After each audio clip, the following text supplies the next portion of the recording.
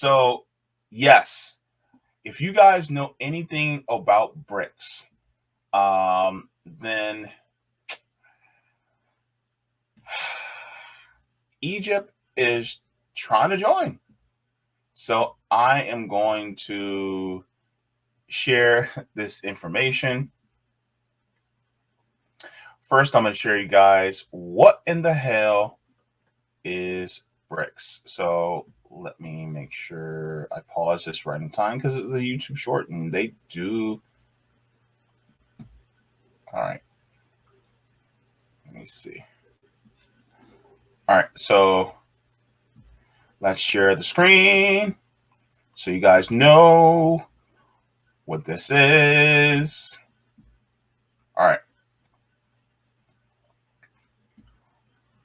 So BRICS, or Brazil, Russia, India, China, and South Africa, is a group of 5 leading emerging economies. BRICS emerged in 2001 as BRIC and was later joined by South Africa in 2010. The group became a formal geopolitical entity from 2009 onwards, with summits and coordination of policies. The BRICS countries account for around 27% of the world's land surface and approximately 42% of the global population. The grouping is considered a competitor to the G7 bloc, with competing institutions and initiatives in the areas of development economics, financial reserves, currencies, and payments.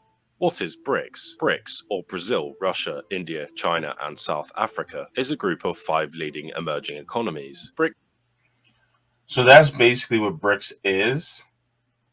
And so it consists of these different countries that are really trying to emerge on the world stage and break away from Western hegemony as we speak, which is vital to them because they don't want to be under their thumb anymore, which I honestly do not blame them, because who in the hell would want to be under their thumb anymore? Because they have been just an oppressive force. I mean, it's not just the United States, but it's also, France and Germany and a lot of other member states that are constantly trying to, make it so that, all the wealth goes straight to them, and people are just tired of it. So that's one of the reasons why BRICS is so important, especially to the global north. I'm sorry, to the global south. It's a threat to the global north. And so this is what's going on right now. And I'm just trying to get the link to the article.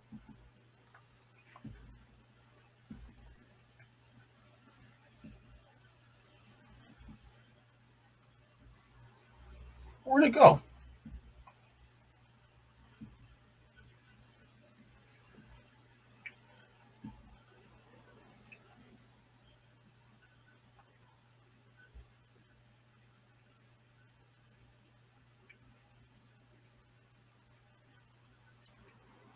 Ah, here it is.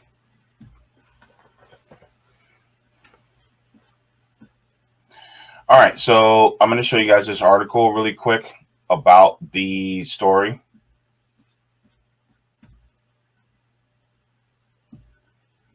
And this is going to mean something,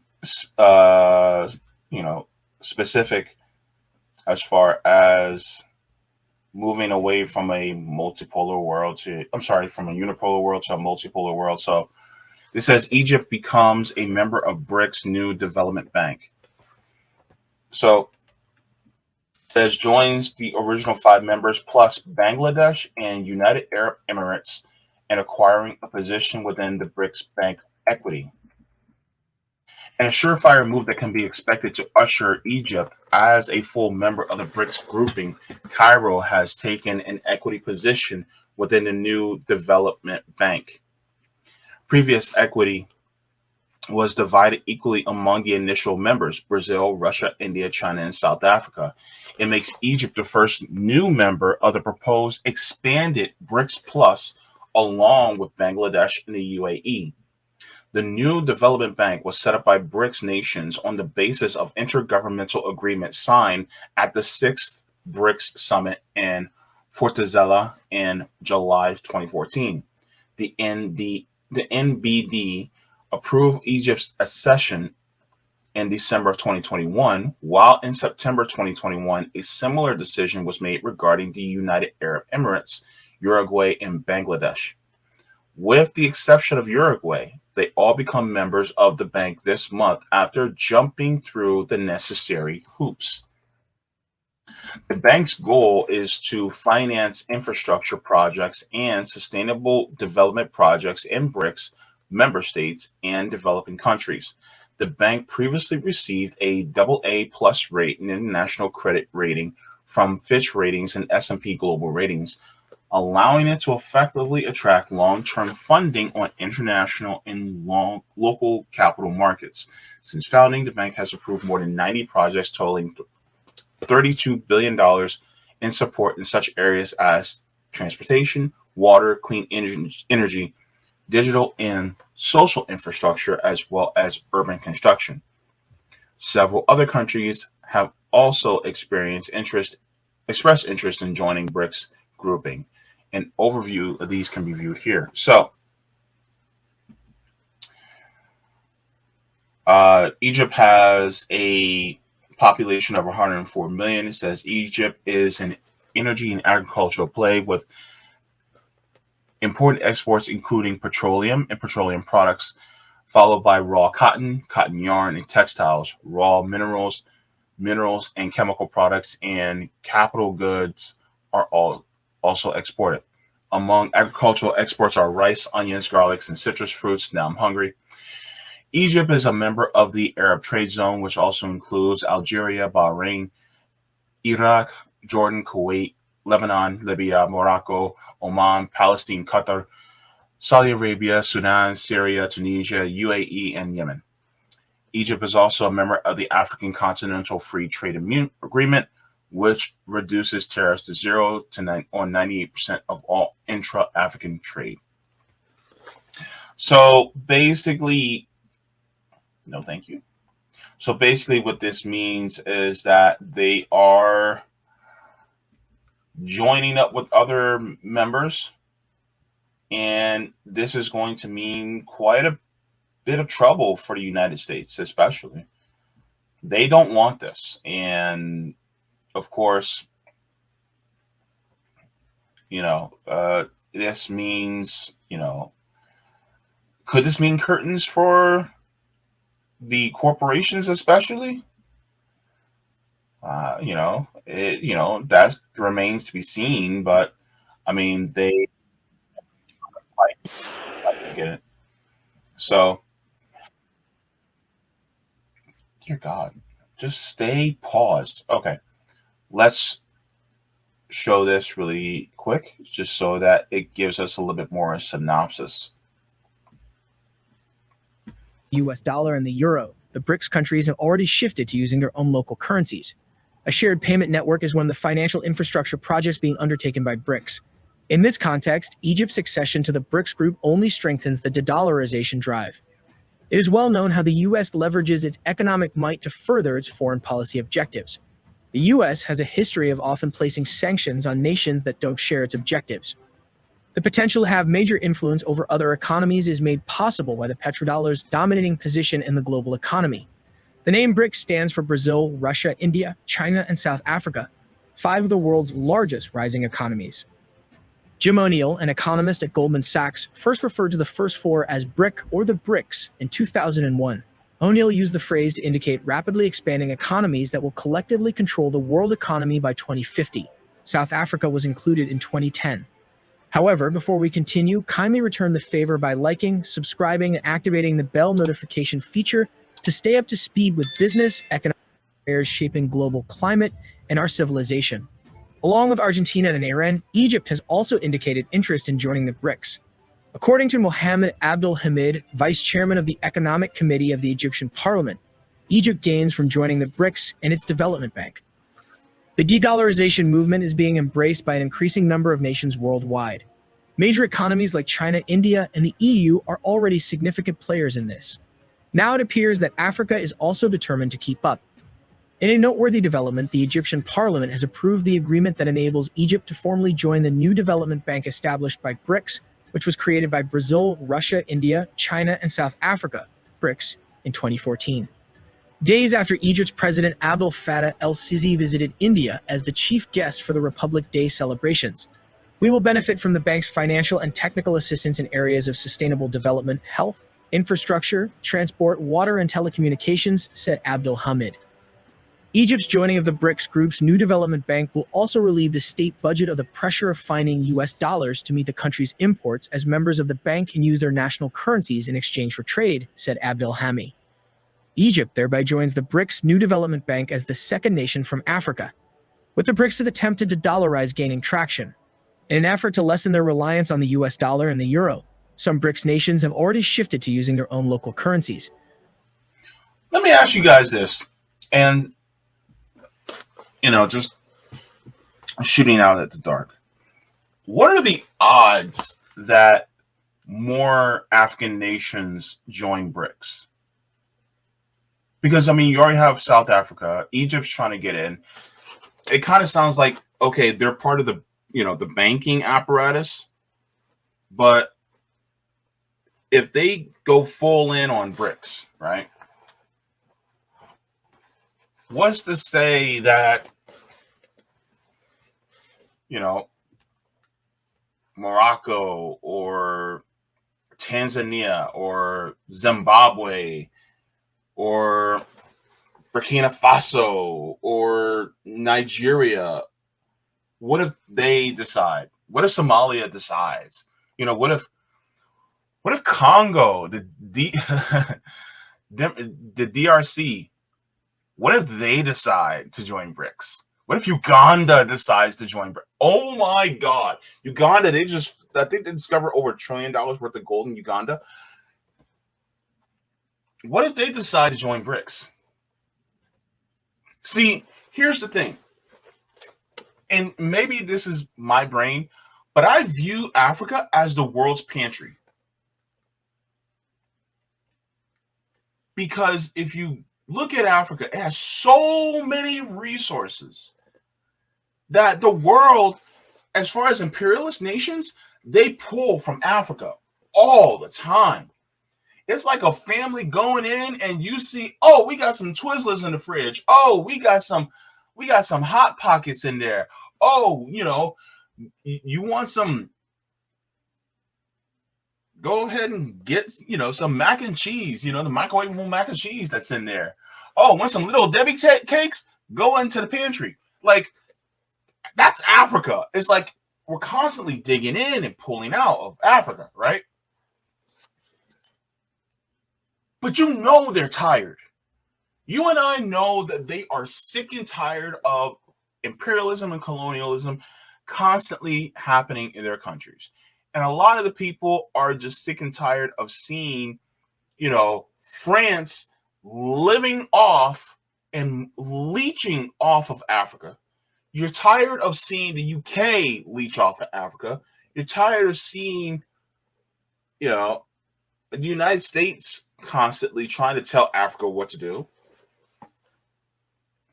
What are the odds? Like, do you think it's 20%? Do you think it's 15? Do you think it's 30? I'm thinking within the next 10 years, and this is just me shooting at the dark, at least 5 more African nations are going to join BRICS within the next 7 to 8 years. I think it's going to pick up steam. I think it's actually going to have a rolling effect. And the United States is going to get more and more anxious. Because you already got Saudi Arabia trying to join. That is massive. Saudi Arabia?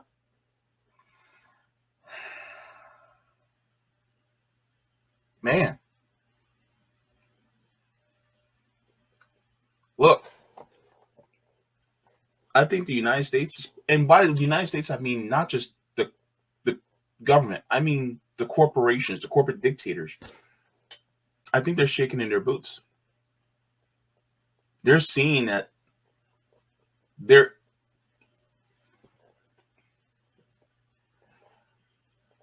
I'll put it this way, and I said this to a family member regarding relationships, but this applies to the world as far as how they deal with the United States. When you're tired enough, that's when you take action. I think the world is tired enough. And they started being tired enough back in the past.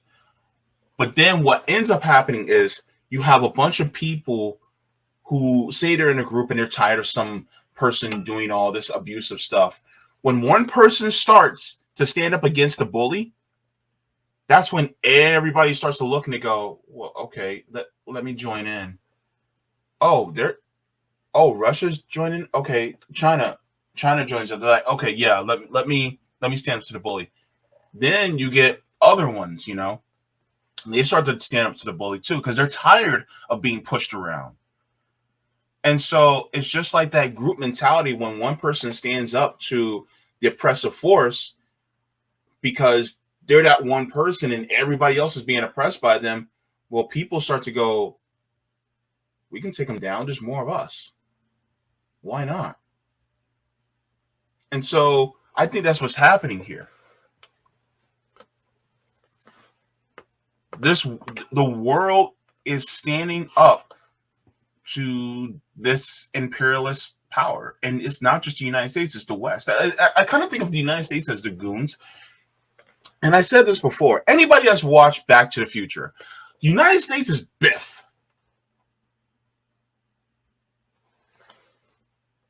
And the rest of Biff's goons are the Western nations that surround Biff.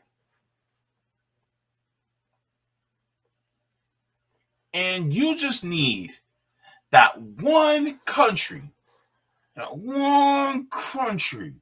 with that ball of fist that pissed off at seeing Lorraine get violated.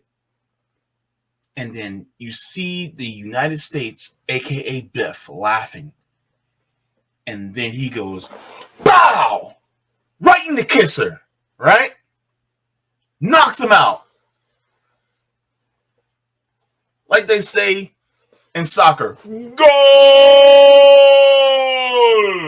Right? And I think that's what's happening right now. I think there are so many people that are tired.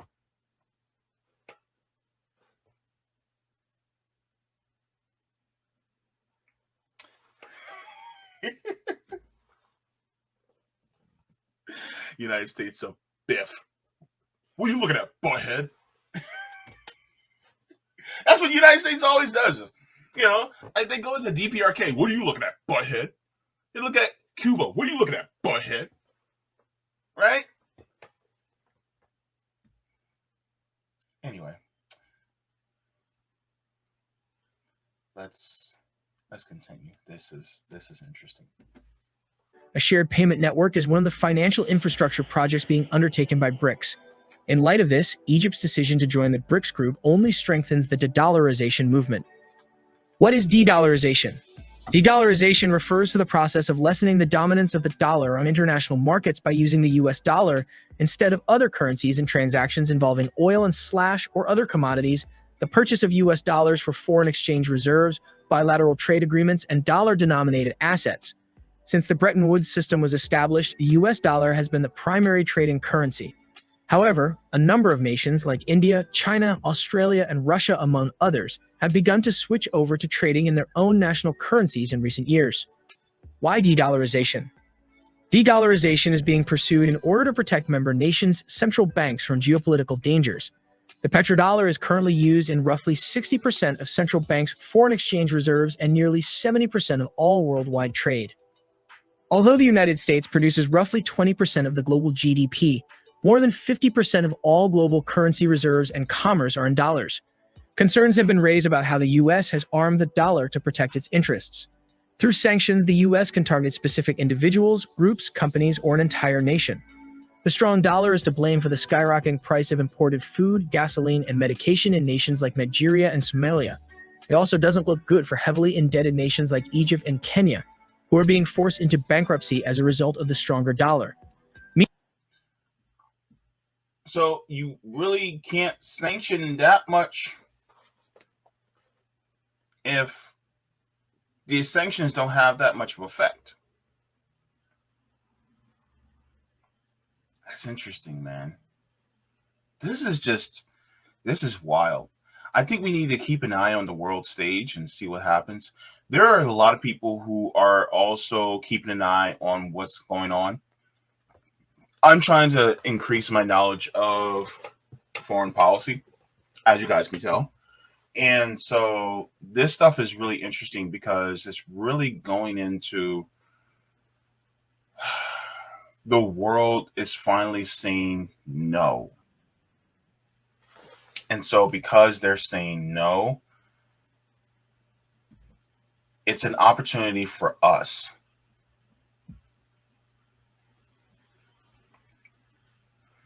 So I'm happy that the United States is kind of getting this comeuppance. Yes, I am a resident. Yes, I am a citizen. Do I want our people to suffer? No. But they use these same tactics to their own people. I honestly do think that the world has to come together, and a lot of these countries are more open and they do listen to their citizens a lot more than even the United States government does. The United States doesn't want you to know that, but they do.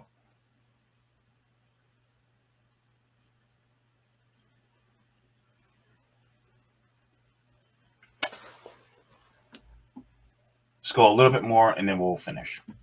Meanwhile, Mervit Matter, another legislator, shared Abdul views Hamid's on Egypt's possibilities when it enters BRICS. In her remarks after the pact's approval, Matter described BRICS as a group that will aid in reducing the dominance of the dollar. The BRICS group is an essential forum that may move the international economy away from American dominance in the U.S. currency, Matter is quoted as saying. Matter allegedly used the Ukraine crisis and its influence on Egypt's import bill to back up her case. Meanwhile, Ahmed El-Awadi, the president of Parliament's Military and National Security Committee, stated that the measure will open up new markets for Egyptian agricultural and industrial exports. Although it is too early to say whether such a coalition will be effective in de-dollarizing the global economy, given the respective countries' geopolitical concerns, in times of changing global geopolitics, addressing U.S. dollar hegemony and reducing currency shocks caused by the U.S. dollar has become a shared priority for an increasing number of countries. Many additional nations, including Argentina, Algeria, Iran, Indonesia, Turkey, and Saudi Arabia, have shown interest in joining the BRICS group. Following Egypt's admission to the bloc, it appears that Africa will assist the de-dollarization movement. As a reminder, the BRICS Bank was established in 2014 by its member countries. The financial institution regularly allocates funds to alliance states for infrastructure and sustainable development projects. As a reminder, the BRICS Bank was established in 2014 by its member countries. The financial institution regularly allocates funds to alliance states for infrastructure and sustainable development projects. So that's an important piece, right? Because the thing is that, the IMF and the World Bank, they will lend out money, but they also say, oh, you guys only could use this money for these types of projects, and they'll hold them to that, and really it's really for enriching the corporations instead of for the people. From what I am observing from what BRICS is doing, and anybody can correct me if they need to, but BRICS is saying, okay, you guys need infrastructure for your people. You guys need these jobs, to build up your countries for your people. It's not really to build up our corporations in any particular country, but it's for you to use for your country for your own benefit. And so it's like being inside of a club and then they all pull their money and it's like, okay, you need help here. All right, you need help here. Then you guys use the money in this pool, and we'll continuously help you guys out while we invest and the money grows. And then you guys can use this for, say, building more sustainable housing or building more irrigation for your country, or building more better roads for your country, building better bridges and things like that. So really it's helping out these nations that are constantly being under the thumb of the United States because they don't play ball the way the United States actually wants them to.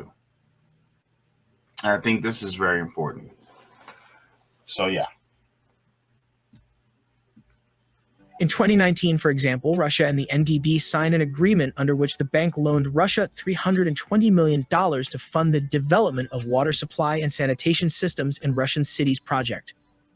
This year, the lending institution approved 5 new projects totaling $875 million in water, sanitation, ecotourism, and transportation.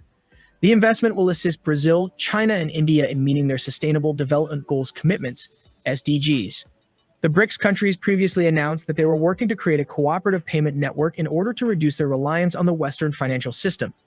Additionally, the member nations have been using more local currencies in their bilateral trade. The Russian ruble has had the best year of any currency in the world this year, increasing in value by an average of over 30% despite sanctions and a break in SWIFT service. And this is the part where the U.S. sanctions they tried to screw over Russia and it just backfired. So it's kind of funny how the United States will do what it can to go up against Russia. And Russia said, all right, bet. And now, you have these countries that are importing, from Russia that are using the ruble instead. And they're like, yeah, we don't need your dollar. For what? What dollar? We don't need it. Man, this is, yeah, I'm wondering how this is going to even have an effect on the 2024 elections, man. This is going to be interesting. Like, what do you think? This is going to be wild.